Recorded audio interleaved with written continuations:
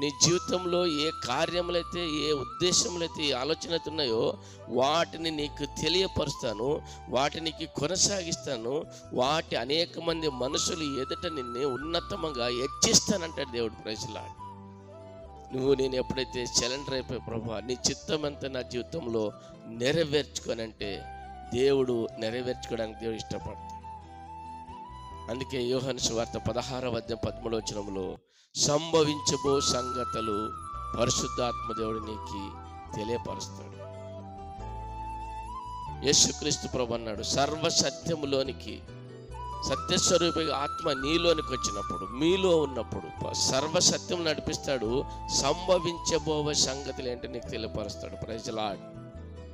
Coming days ఏ విధంగా ఉంటావు, కమింగ్ డేస్ ఏ కార్యం జరుగుతుంది, కమింగ్ డేస్ ఏ విధంగా, అప్పుడే నీ తలంపులు, నీ ఆలోచనలు, నీ యొక్క ఉద్దేశంలో, నీ యొక్క మనసులో పెట్టింటాడు ప్రభువు. పరిశుద్ధాత్మ అప్పుడు తలంపుల్లో పెట్టి ఉంటాడు. దానికోసం నువ్వు ప్రార్థన చేస్తుంటావు, దానికోసం నువ్వు తపన పడుతుంటావు, దానికోసం నువ్వు ప్రయత్నం చేస్తుంటావు, దానికోసం ఎదురు చూస్తుంటావు, దానికోసం ఆనందపడుతుంటావు, దానికోసం పొందుకోవడానికి కోసం నువ్వు పరిగెత్తుతుంటావు, ప్రార్థన జీవితం కలిగి ఉంటావు. Praise the Lord. ఎప్పుడైతే దేవుడు సంభవించబో సంగతులు నీకు నాకు తెలియపరచు